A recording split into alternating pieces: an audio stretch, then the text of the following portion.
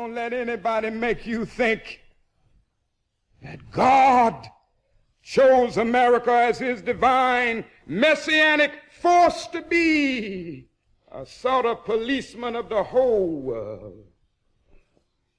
God has a way of standing before the nations with judgment, and it seems that I can hear God saying to America, you are too arrogant. And if you don't change your ways, I will rise up and break the backbone of your power. Bow, bow, bow, bow, bow, bow, bow, bow, bow, bow, bow. Hotep, which in the language of ancient Egypt means we come with justice in peace. Welcome to Freedom Now, a Saturday Pan-Africanist and Internationalist World Affairs program. Freedom Now is committed to the principle of the rights of all peoples and nations to self-determination. We thank you deeply for your contribution to KPFK, which permits programs like Freedom Now to stay on the air.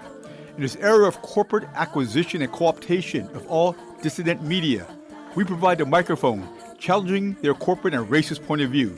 So stay tuned for Agenda here at Freedom Now.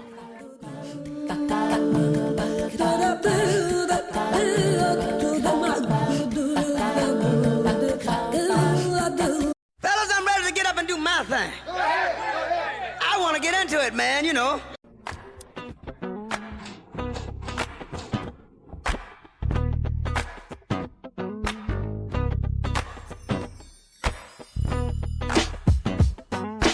Peace, hoteps, and wisdom to all of our faithful and devoted listeners out there in the radio verse. This is Brother Brandon Sankara, and I want to start things off with a thank you to all of you listeners out there who continue to support Freedom Now. You keep us on our mission and allow us to bring you our agenda for today, Saturday, March 15th, 2025. We begin with Sister Luyanda Kaboka bringing us the African Drumbeat historical calendar for the week, reminding us that every day is a day in African history. After that, our very own treasure trove of wisdom, author, historian, and professor of African American Studies at the University of Houston and Freedom Now co-producer Dr. Gerald Horne will be joined on the line by Joan Flores-Villalobos, assistant professor of history at the University of Southern California in Los Angeles, and author of the book, The Silver Women, How Black Women's Labor Made the Panama Canal. Then next up, Dr. Horne will be joined on the line by Mary Triece, professor in the Department of Communications and director of the Women's Studies program at the University of Akron in Ohio. For our purposes today, she's the author of the book, Radical Advocate, Ida B. Wells and the Road to Race and Gender Justice. Finally, yet again, we have even more in store for you as we hear from Chloe Ireton, lecturer in the history of Iberia and the Iberian world at University College London. She'll be joining Dr. Horne to discuss a bit about her book, Slavery and Freedom in Black Thought in the Early Spanish Atlantic. Another packed hour of knowledge to expand your understanding right here, so stay tuned and stay informed. Now, I'm going to be on the ones and twos as we pour this knowledge, making sure your mental cup runneth over with revolutionary wisdom right here to quench your mental thirst on Freedom Now, KPFK 90.7 FM in Los Angeles, and kpfk.org streaming live on the web. To make sure we stay on the smooth ride with that cultural vibe you know and love, we'll be enjoying a musical bottom featuring Jodeci, Regina Carter, Dorothy Ashby, Atlas Coltrane, Melba Liston, and Mary Lou Williams.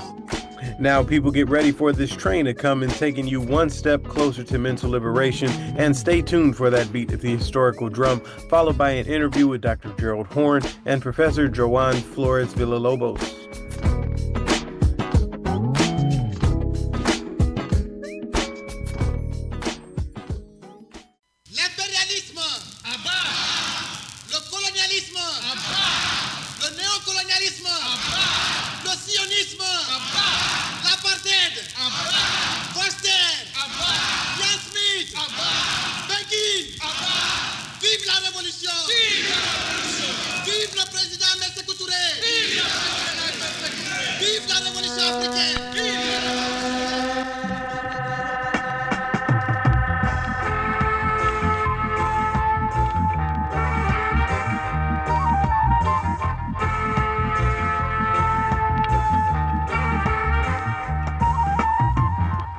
Chimiranga.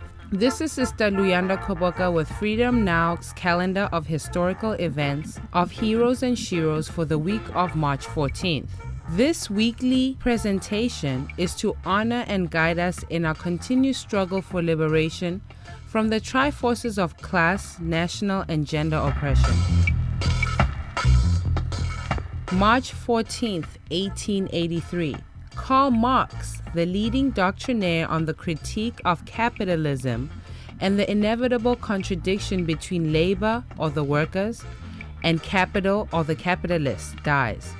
Karl Marx, the father of Marxism, one of the major components of revolutionary socialist ideology used to liberate Russia, Cuba, Vietnam, China, among more than 60 countries in the world, with its searing analysis of the fundamental anti-social essence of capitalism. March 15, 1961.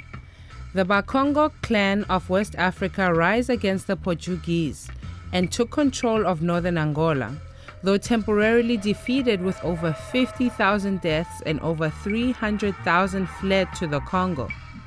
The freedom-loving warriors regrouped and inevitably organized under the leadership of the Movement for the Liberation of Angola, and not only overthrew colonial government, but set in motion the overthrow of the dictatorship of Portugal and the rise of a socialist government inside Europe.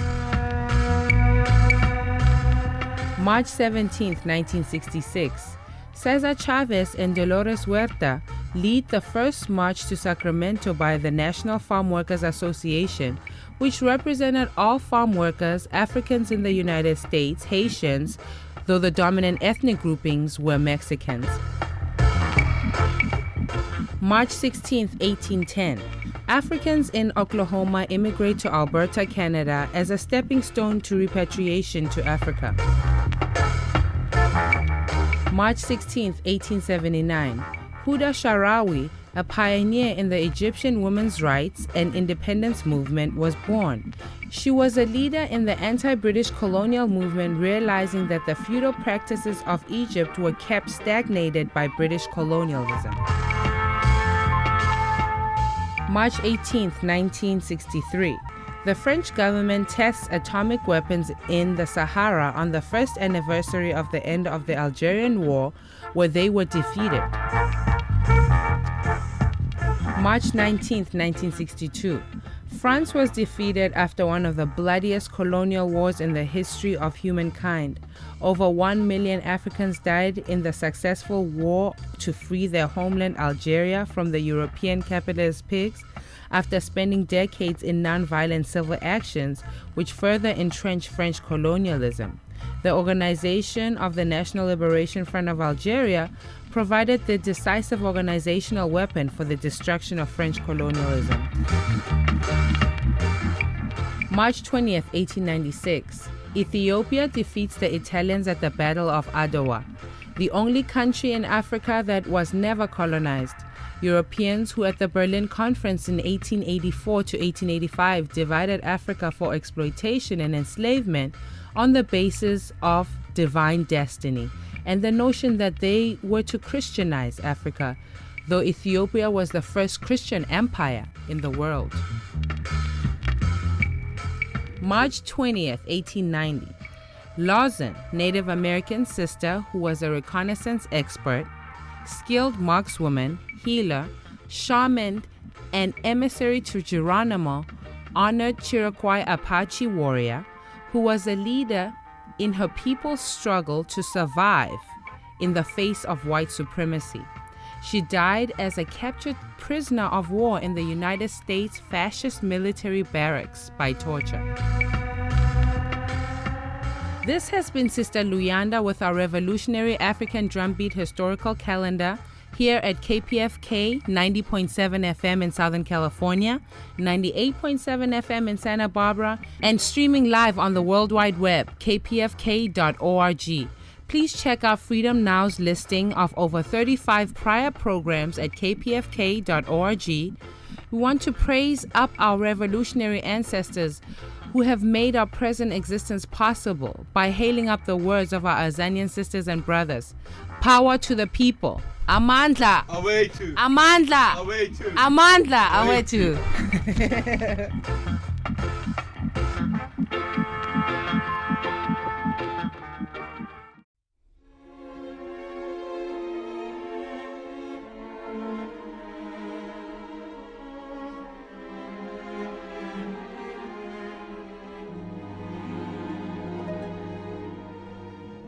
For KPFK Los Angeles, this is Gerald Horne, and with me on the line is Joan Flores-Villalobos, Assistant Professor of History at the University of Southern California in Los Angeles, and author of the book, The Silver Women, How Black Women's Labor Made the Panama Canal. Thank you for joining us on Freedom Now, KPFK Los Angeles, Professor Flores-Villalobos. Thank you for having me. So why did you write this book, The Silver Women? When I was trying to come up with my topic, my family, who all live in Venezuela, started to leave because of the migrant crisis there, and a lot of my family moved to Panama. This happened just at the time that I was trying to find a research topic. So I started to look towards Panama and thinking about issues of migration. At the time, I was a Black Studies major, so I was also really interested in issues of race. And I came across the story of the canal, and myself didn't really realize until starting to look into it that it had essentially built by an entirely Black Caribbean labor force.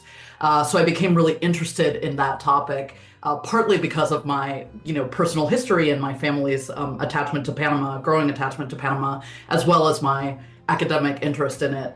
But then the particularity of thinking about women again came through going deeper in the research, right? I realized as I started looking into it that even though everybody mentions women, nobody really put them at the forefront of the story. And so I really wanted to kind of twist that history around and think about this, what created this space as a larger, broader social space. And I take it that they were referred to as silver women as an offshoot of an apartheid wage system. Is that correct?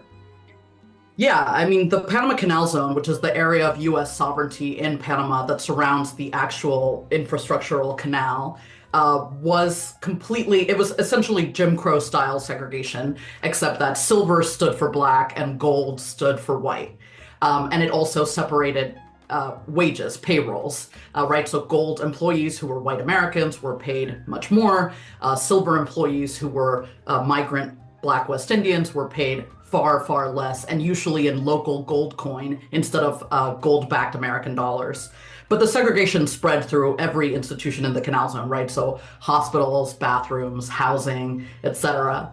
And the thing about silver women is actually interesting because one of the things I show in my book is that though Black women were inevitably subject to racial segregation and racial discrimination, because they didn't work formally for the Canal Zone, they could actually skirt some of these racial boundaries a little more easily. So they were silver women, again, inevitably, but in some ways could transit through gold spaces more easily, right? They worked as maids, they sold food in the market to white Americans, they worked as laundresses, they transited through hotels, etc. So they are really kind of confounding these categories of racial apartheid. So most of these Black women working in the Canal Zone were from Jamaica, from Barbados, from Trinidad and Tobago, or where? So the great majority of West Indian workers who came to Panama to work officially on the canal came from Barbados. It was far and away the island that provided the most migrant labor for the U.S. construction of the canal, partly because the Americans set up a recruiting station there. And that translates somewhat to women's migration, right? Because there were already ship routes and labor recruiters on Barbados, a lot of women from Barbados also went to Panama.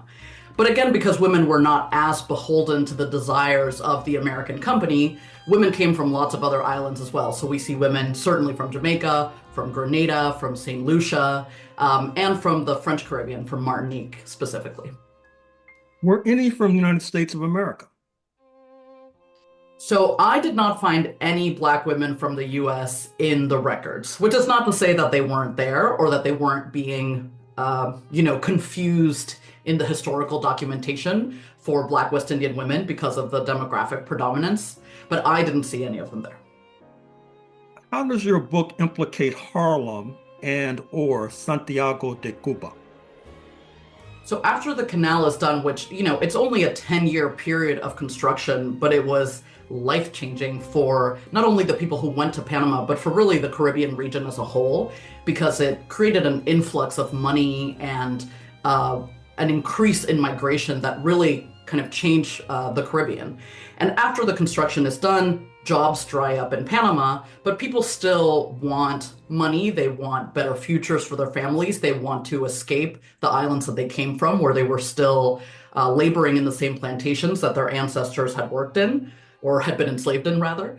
And so they look for new opportunities. And two of the biggest sites of out migration from Panama afterwards were Harlem and Santiago de Cuba. Cuba, because it becomes the biggest site of U.S. investment in the sugar industry in the late teens and 20s, right? We see this as it later leads up to the Cuban Revolution, right? This is the time when the U.S. really cements its power in Cuba, its economic power. Other people go to Harlem because that becomes the biggest site of Caribbean migration in the early 20th century, right? So they begin to create communities and through family migration, chain migration, invite more and more people to come. And women form a particularly important link in that chain, right? They're the ones who house their family members and feed them when they arrive in Harlem, that create community gatherings for people to feel comfortable and integrate into these new places. And you start realizing that a lot of the central characters that we know from the Harlem Renaissance are actually Caribbean, right? Either their parents are Caribbean, they traveled through Panama and came to Harlem, or they were born themselves in the Caribbean and came there. Now, back to the Canal Zone, were any of these women involved in labor organizing or labor militancy while there? Not during the construction. During the construction period, there actually was not substantial labor organizing by either men or women. We do start seeing pretty substantial labor organizing in the 20s after the construction is completed, when a lot of people lose their jobs and there's a much higher economic depression in Panama. West Indian workers begin to organize and organize a big labor strike in 1920. Women were somewhat a part of it in support roles. There isn't there isn't substantial historical evidence that they participated in strikes. They didn't necessarily organize in the ways we imagined them to in the labor sectors in which they worked, but they did create other forms of labor resistance in their everyday work. Right? They would fight against Americans who wanted to pay them lower wages, understanding the really high demand there was for their domestic labor, for their market products. They would refuse to do certain sorts of work. They would go to authorities in Panama to fight against things that were happening within the U.S. Canal Zone. So they were engaging in other forms of labor resistance, even if it wasn't quite organized labor. You mentioned that you have ties to Venezuela.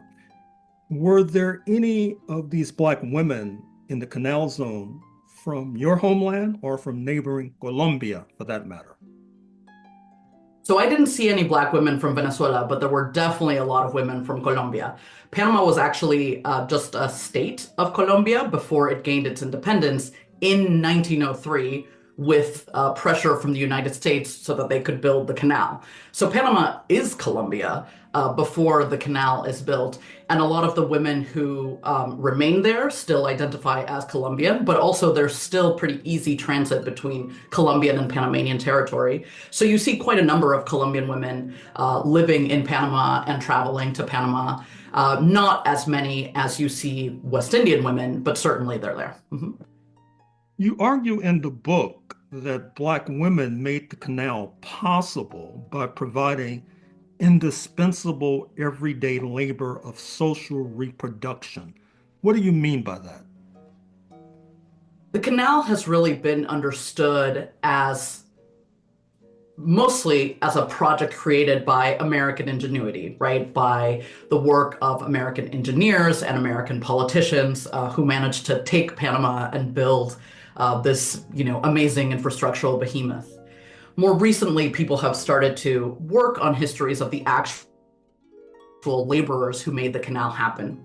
But to me, and what hopefully my book shows, is that none of this would have been possible without the women who created the support network of the social world around the canal, who fed workers, housed workers, did the laundry, which in the very hot, dusty place of the Panama Canal construction zone was a crucial form of labor, who took care of families back in the Caribbean, who saved and distributed money among migrants, right? So they were doing all this important work that not only literally made the canal construction possible, since the American company couldn't really provide for the massive amount of migrant workers that arrived in Panama that they had not quite expected, but they supported a kind of larger migrant network in the Caribbean that also made this labor migration and thus the construction possible.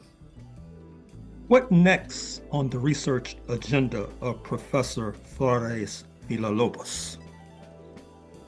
I'm working on a lot of little things, but I think my big project right now, and I mentioned in the last question about women being this link in distributing remittances and money among migrant families.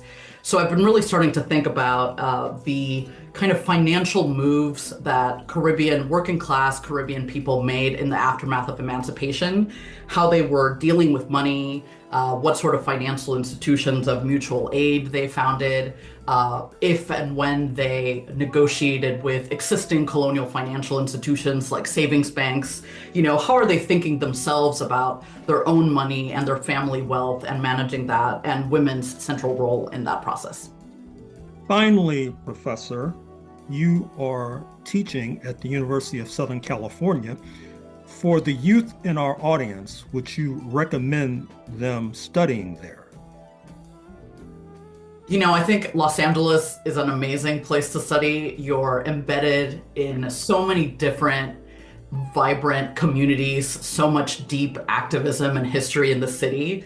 And there are amazing people at USC through which to study those things. So especially if you have an interest, if any of those topics, any topics related to Southern California, to migration, to Latin America, to race, particularly on the West Coast, this is a great place to come study.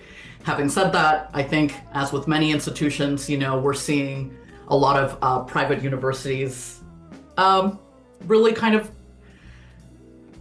kowtowing to certain governmental choices, right? They're collaborating with ICE. They're collaborating with anti-Palestinian sentiment from the government. And I don't know that I, can with full confidence tell students to come to an institution that might be dangerous for them in that particular sense. But in terms of studying, it can be a good place. Well, I'm afraid we're going to have to leave it there. Professor Flores-Villalobos, Assistant Professor of History at the University of Southern California in Los Angeles, author of the book, The Silver Women, How Black Women's Labor Made the Panama Canal. Thank you for joining us on Freedom Now, KPFK, Los Angeles. Thank you.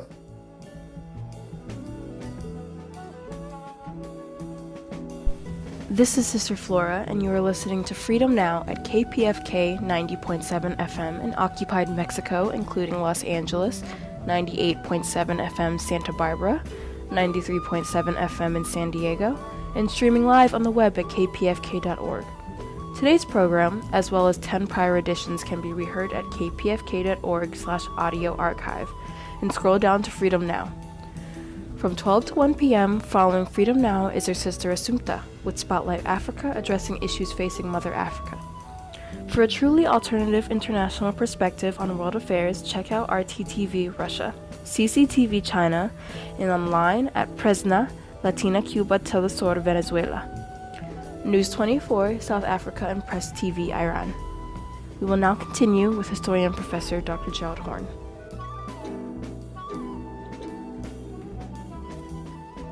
For KPFK Radio, this is Gerald Horne, and with me on the line is Mary Triece, professor in the Department of Communications and director of the Women's Studies program at the University of Akron in Ohio and author of the book Radical Advocate, Ida B. Wells and the Road to Race and Gender Justice. Thank you for joining us on Freedom Now, KPFK Los Angeles, Mary Triece. Hi, thank you so much for having me. Thank you for joining us. So who was Ida B. Wells and why did you write a book about her? Ida B. Wells was a journalist and also a public speaker who was at the forefront of the anti-lynching crusade of the late 1800s, early 1900s. She gave speeches and published prolifically in both the white-owned press and also the black press.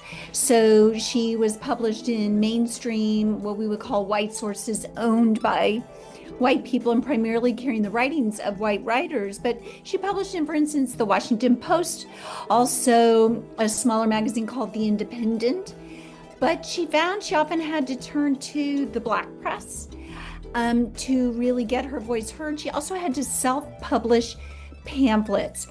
She lost her dear friends to lynching in the late 1800s, which she said awakened her to the lies behind white violence on Black communities and Black bodies. And that jump-started her journalism career that she devoted to raising awareness of the of lynching and white violence, and to proposing federal legislation to end lynching against Black communities and Black people. I chose to study Wells because she is getting more attention, I'm finding, in recent years.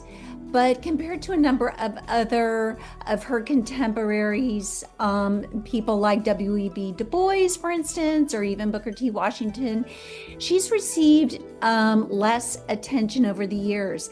And interestingly, in 2022, Congress finally passed and Joe Biden finally signed into law the Emmett Till Anti-Lynching Act, which was significant because Wells was really at the forefront of that movement, like I said. And it's notable how many years it took to get that federal legislation passed. Did she ever travel abroad? And if so, why and when?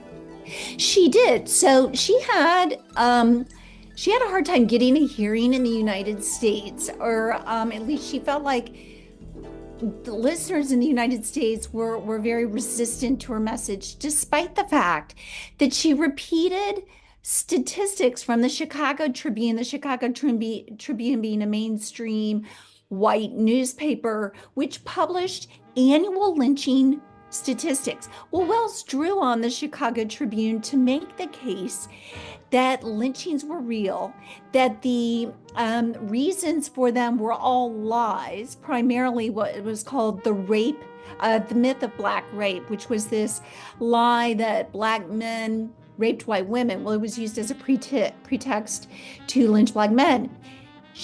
This message that she repeated for decades fell on deaf ears. She became frustrated, and she did travel abroad. She was invited by a couple of allies to take her message abroad, and she was hoping to really bring international attention to this issue at home, and hoping to show the hypocrisy, right? In America is supposedly the land of the free, and here was Wells traveling internationally, calling attention to the widespread and deeply entrenched violence against Black communities and Black people. Was she involved in the suffragist movement? That is to say, the movement to make sure that women had the right to vote? She was. So the suffrage movement, as most of us know it, was dominated by white women. And these women, Elizabeth Cady Stanton, Lucretia Mott, etc., were oftentimes racist themselves. They saw including women of color as hurting their cause for votes for women. Well, many women of color, African American women such as Wells, formed their own suffrage groups, and Wells did that. In fact, notably, Wells was wanting to join a suffrage parade, which had been organized by white suffragists. She asked if her organization could join the parade, and she was told no. The white suffragists being worried that the presence of women of color in the parade would hurt their cause. Well, Wells, in true fashion, being bold and brave and unstoppable, stood at the sidelines, and then when the parade approached, she just stepped right in, right at the front, and participated in the parade, much to everyone's surprise. What is intersectionality, and what was her relationship to it? Intersectionality is a contemporary term coined by Kimberly Crenshaw, the African American scholar. Intersectionality speaks to the ways that people experience oppression and marginalization along multiple axes of oppression. So, for instance, Black women experience sexism and racism, and the two are intertwined. They cannot be separated. So Black women's experiences of oppression are different from, for instance, Black men, and also from white women. So the term intersectionality is recent, but African American women such as Julia Cooper and others have been speaking to their experiences of intersectionality at least since the early 1800s, including another African American woman, Maria Stewart, who is a lesser known but very important figure. So Black women have been speaking for many, many years about the ways that their experiences of oppression differ and are unique. And Wells wrote from a position of what could be called intersectional journalism. She called attention to the experiences of marginalization and oppression of Black women within the context of lynching. We know that Black men were lynched, but Black women were lynched as well. She spoke to those experiences in her journalism and in her speeches. What is systemic racism, and how did she communicate about it? Systemic racism, like intersectionality, is a contemporary term. Wells can be credited with addressing systemic racism before that was a term. So to say that racism is systemic means that it is baked into the economic and political systems. So it means that rules and laws and policies are themselves or carry racist implications, hence they are systemic. Wells talked about this by showing how racism was connected across time and across space. So when she talked about lynching, she linked it to slavery. She was born into slavery. She was born in 1862, so a few years later, slavery came to an end. But she was familiar with the experience, and she linked present day lynchings and even something like convict labor. Using the labor of imprisoned individuals. It happened mainly to Black people. She linked that to slavery, that it was all in the benefit of to the economic benefit of white people and white communities. And she did it across spaces too, showing how the police were in cahoots with the National Guard, who were in cahoots with local white business leaders, who were in cahoots with even the coroner's office. So when, for instance, a lynched body was brought in, even though they knew the exact white residents who killed the Black man or woman, they said that the death was at the hands of persons unknown. So she saw how everything was woven together and even tied up with the journalism of the white press. So that's how she called attention to the systemic nature of racism. Mm-hmm. Finally, Mary Triece, professor in the Department of Communications and director of Women's Studies at University of Akron in Ohio, author of the book Radical Advocate, Ida B. Wells and the Road to Race and Gender Justice. You have also written about the national welfare rights movement. What was it? When did it exist? And what was their impact? The National Welfare Rights Movement was a movement in the roughly mid to late 1960s. There are still welfare rights organizations today. I studied specifically Black women's involvement in the welfare rights movement from the late 1960s to the early 1970s. The efforts of welfare rights organizations was to ensure that individuals and families who qualified for welfare were able to obtain it. So their goal was to get rid of the obstacles and the barriers that oftentimes women of color faced trying to obtain public assistance that they were due by law. Well, Mary Triece, author of the book Radical Advocate, Ida B. Wells and the Road to Race and Gender Justice, we're going to have to leave it there, but thank you for joining us on Freedom Now, KPFK, Los Angeles. Thank you so much for having me.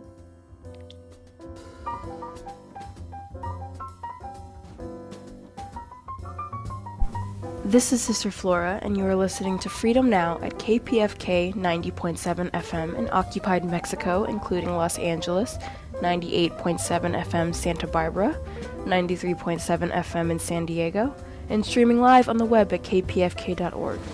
Today's program, as well as 10 prior editions, can be reheard at kpfk.org/audio archive, and scroll down to Freedom Now. From 12 to 1 p.m., following Freedom Now is her sister Assumpta, with Spotlight Africa addressing issues facing Mother Africa.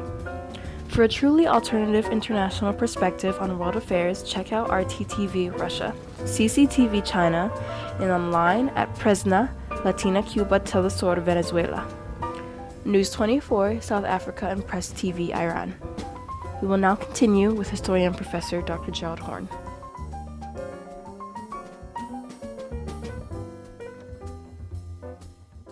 For KPFK Pacifica Radio, this is Gerald Horne, and with me on the line is Chloe Ireton, lecturer in the history of Iberia and the Iberian world at University College London, and author of the book Slavery and Freedom in Black Thought in the Early Spanish Atlantic. Thank you for joining us on Freedom Now, KPFK Los Angeles, Professor Ireton. Thank you for having me. Thank you for joining us. So why did you write this book?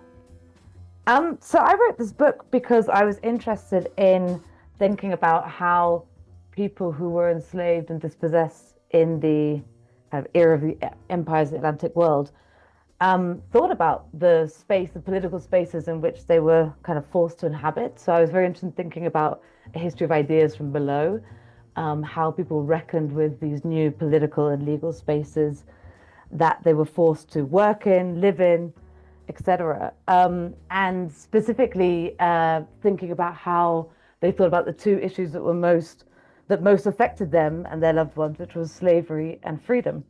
So essentially it's a book that explores how enslaved, free and liberated people thought about, conceptualized and understood slavery and freedom, and sought to both fight against slavery and expand freedom in their lives. So to what extent is Mexico implicated in your book? Well, the book traces how ideas about slavery and freedom move across the broad Atlantic world in the 16th century sort of Spanish Empire, which obviously Mexico was central to, Mexico City being one of the viceregal capitals of the Spanish Empire in the Americas, Lima being the other one. And what the book does a lot of is tracing how people who were forcibly moved between sites of the Spanish Empire, let's just say Sevilla in Spain, Mexico City in Mexico, Lima in Peru, and other sites, not only were moved themselves physically, but also their ideas and conversations, and how this created a kind of bustling public sphere from below, let's say, about slavery and freedom. And so specifically in Mexico, I work on the ways that people exchange knowledge about how to purchase their freedom, how to contest their enslavement, but also how ideas were shared about kind of Black political belonging in the Spanish Empire between Mexico City and Sevilla, and sort of just tracing this thick sphere of ideas across these spaces. So Mexico is really key, especially because there was a really significant Black population from early 16th century Mexico onwards, and by the late 16th century there was a very significant population of free and liberated Black people, especially, but all over, but especially also in Mexico City, and that population also suffered major repression by local royal authorities in the early 17th century. So the book traces how people responded to that, and the way that such populations developed and thought about and reckoned with freedom and slavery in that period.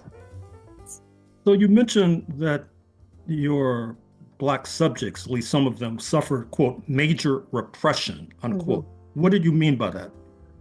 Well, in Mexico City specifically, there were sort of an example of very severe repression that resulted in capital punishments and torture of people believed to be the leaders of a conspiracy, what was called a Black conspiracy against white slave owners and royal officials in the city. And as a result of this fear from the royal courts, there was a sort of persecution of free Black people in the city, and the leaders were subjected to capital punishment and torture prior to being killed. And then there was a sort of knock-on effect where royal officials locally made orders to prohibit free Black people from living in towns unless they were enslaved or servants, and someone said they sort of prohibited them living independently. But then there was, what the book studies is all of this kind of organized movement against this to push back and say, no, actually, we shouldn't be subjected to this kind of punishment. So, but somewhere like Mexico City is a very interesting place because there is an active fear on the part of royal authorities about the Black population, and obviously severe repression enacted as a result of that. Now, speaking of severe repression, many of us are familiar with the Spanish Inquisition. Tell us what that was and whether or not your subjects were caught up in it. Yes, of course. So the Spanish Inquisition, in layman's terms, is a court whose role it is to explore any crimes committed against the Catholic faith. So this is any crimes in which people who are living in Catholic Europe or the Americas at this time are not practicing another faith, for example, a secret faith, a hidden faith, or are saying things that are injurious to the Catholic faith in any shape or form. So rather than a kind of criminal court where somebody's committing a crime against the rule of law, it's anything related to the Catholic faith. And so obviously this could be a huge number of different potential crimes. And the Inquisition had various holy offices established across the Americas in order to sort of control and keep an oversight on Catholic practice. In Mexico City, Mexico concretely had a very, very large holy office of the Inquisition that had a remit across Central America. And so one of the things that's interesting about the Inquisition is that in sort of popular imagination, it's seen as this kind of very repressive court of justice that enacted torture and et cetera, and it certainly did do all of that. But it also was an institution whose power relied on testimony. So people, neighbors, friends, acquaintances, enemies, etc., had to provide the Inquisition with evidence of these crimes against the Catholic faith. So the way that I look at the Inquisition a lot, and many free Black people and enslaved Black people were caught up in the Inquisition, accused of different crimes. But one of the things that I look at is the way that testimonies given to the Inquisition, as well as testimonies given by people who are accused of crimes, shows us a whole world of whispers and movement and exchange of knowledge and information across really vast territories. So the Inquisition, as an archive, is actually a really extraordinary archive for piecing together daily life in places where we may not have records, daily life about people whose intellectual histories, may not have been written down, but yet we sort of find fragments of it in these testimonies. And specifically, the ones that I look at a lot is liberated and free Black people, especially who are accused of bigamy, which is marrying for a second time. So these are people who normally would have married somewhere, let's say in Sevilla in Spain or somewhere in the Caribbean, and they move for labor or for other reasons to another region of the Spanish Empire and remarry. And then somebody turns up and says, I knew this guy, he was married to so-and-so over there, she's still alive. And then he'll be hauled into the Inquisition. And there'll be all this series of really rich testimonies about this person's life and about why and whether they had married legitimately for a second time. So it's a really interesting archive to work with as a historian of slavery in this period. Do we know what percentage of the overall Mexican population during the period that you study is of African ancestry? I'm not sure we have anything that that we can rely on as a figure, but certainly it was significant. And in specific regions, like in the Veracruz to Mexico City region, there was a really large influx of enslaved people from West Africa in the 16th century. So I couldn't give you a specific detail, but I could tell you that it permeated, that population permeated daily life in cities. Blackness was very, very visible, especially in the port cities, and the purchasing of Black slaves in private households was very, very common, as well as liberation, manumission from slavery, and then the kind of emergence of free Black populations. But I'm not sure I could tell you there's a reliable, figure, sort of 30% is a definite or 20%, because I'm just it's so hard to do that kind of demographic research. There's been work on it in Mexico City and there's been work of it in Puebla, but I couldn't tell you off the top of my head right now. But it certainly was kind of visually very significant and sort of part of the fabric of daily life. Now, other than the Inquisition, what role did Catholicism play in the lives of these Africans? So it was very important in the sense that the Iberian justification for the purchasing of enslaved people from West Africa and West Central Africa certainly rested on the condition that such people would be the subject of, or would be, in their terms, gifted baptism, right? And sort of gifted the chance to live a Catholic life. And obviously that's a complete hypocrisy for people who don't, did not understand what they were being asked to convert to. But what it did mean is that for enslaved people residing in the Spanish Empire, supposedly, in theory, they should be permitted to, one, be baptized, two, with permission from their owner, from the slaver, engage in the sacrament of marriage, and partake of the other sacraments of kind of Catholic life. And so what this means is that for people who were liberated from slavery and were Catholics, they often, you find in fragments of lawsuits and things, this real kind of thinking with Catholicism as a way of kind of expanding. So thinking of belonging, political belonging through Catholicism. Sort of Catholicism is this expansive religion that includes Black people, and therefore, includes Black people within kind of Iberian society, Iberian political society. So I've certainly seen that in a lot of litigation suits and defenses within ecclesiastical courts of whether it's Black religious confraternities. who are kind of fighting against repression, say from a local archbishop who's trying to prohibit them, and they're saying, but God, so Christ put himself on the cross for everyone, and Catholicism includes everyone, including Black people. It does not discriminate.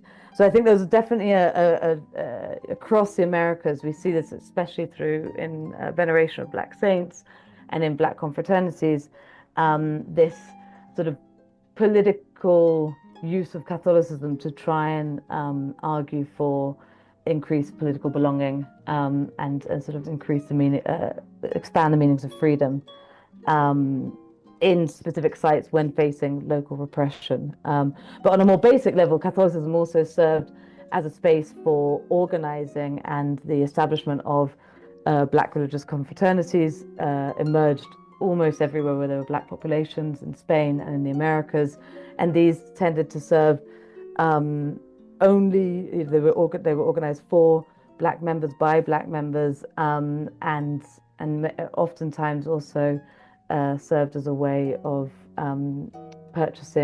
organizing kind of collaborative purchasing of different members' freedom, and sort of just other mutual aid practices.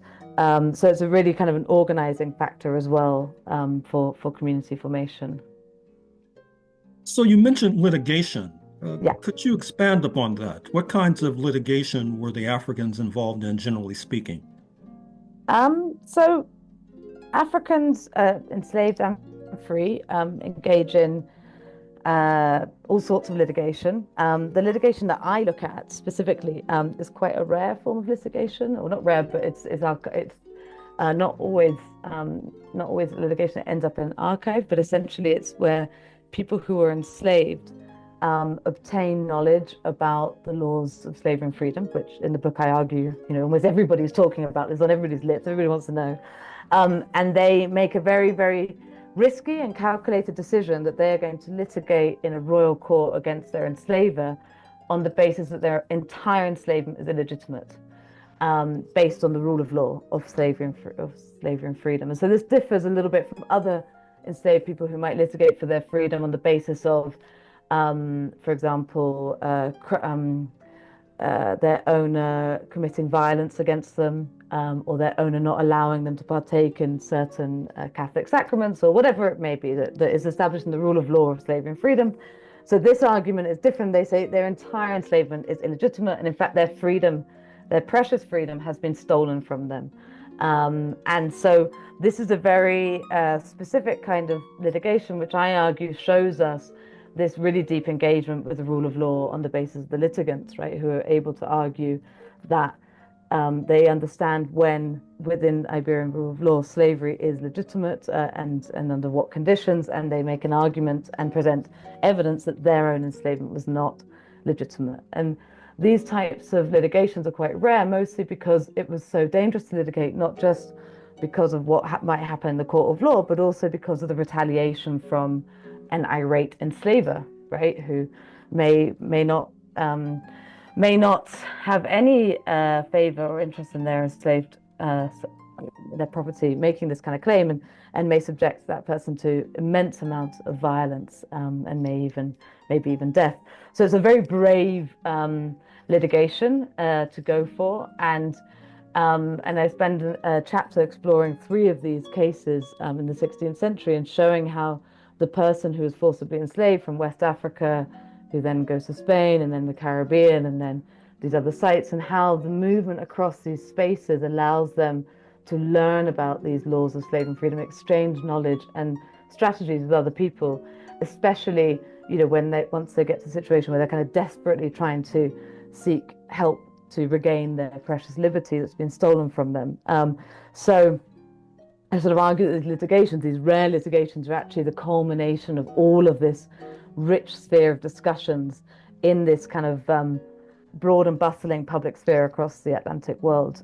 So that's the kind of litigation that I look at, but I wouldn't want to give the impression that that's the only litigation that Africans and their descendants have access to in the Spanish Empire in the 16th century. And in fact, the courts of justice, as well as petitions to the crown, were used frequently by many different people from many different stratas of life, not always successfully, but nonetheless, people presented their perspectives to the court with quite a lot of frequency in this period.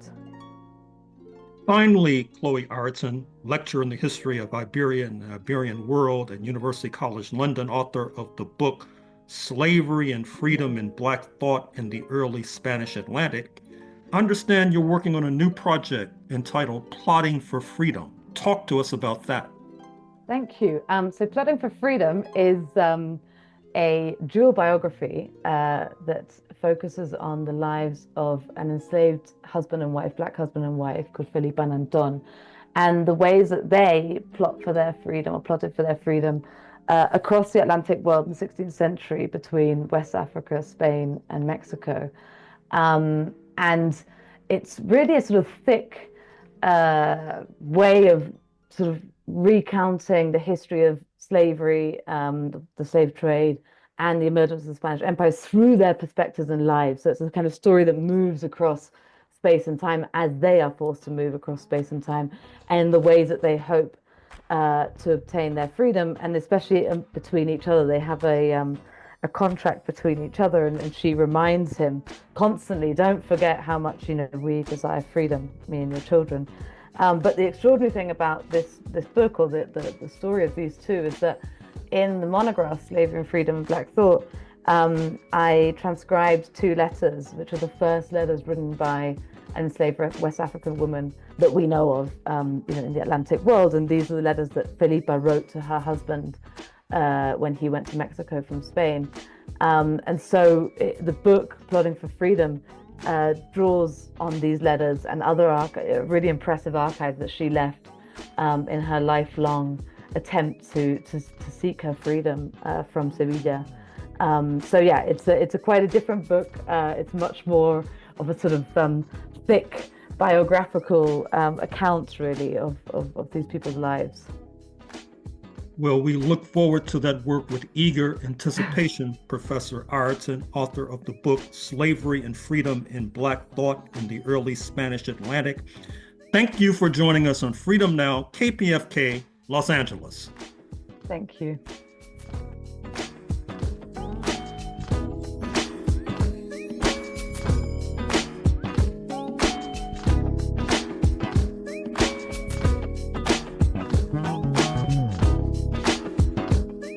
In closing, we'd like to thank our guests, Joan Flores-Villalobos from USC, Mary Triece from the University of Akron, and Chloe Ireton representing University College London. Shout out to Dr. Gerald Horne for doing what he does best and guiding this train of mental liberation towards Pan-African enlightenment for yet another Saturday. Word to producer Sister Tej. Special thanks to Sister Luyanda Kaboka on the African Drumbeat Historical Calendar, as well as our spiritual backbone, Freedom Now founder and ancestor Babadidan Kamati. Abundant thanks to our marvelous engineer, and last but certainly not least, thanks to all of you, our loyal listeners and supporters out there. It takes a village to build a revolution, and Freedom Now is a village to be reckoned with. This has been Brother Brandon Sankara, and you can join us on Facebook at Freedom Now Gerald Horne. You can email the program at freedomnow@kpfk.org, or go online to our audio archives at kpfk.org. Scroll down to Freedom Now, and you'll be able to hear this program as well as 60 days worth of prior programming here at KPFK 90.7 FM. We now send you off to our sister Assumpta with Spotlight Africa coming up next, addressing issues facing Mama Africa. And until next Saturday, here at Freedom Now, we stand running our marathon, ready for revolution. We state these facts only to let you know that those of us who are revolutionary, Pan-Africanists, is not because we love revolution. It is historically determined, and we have no alternative but to follow history and to use history for the benefit of our people.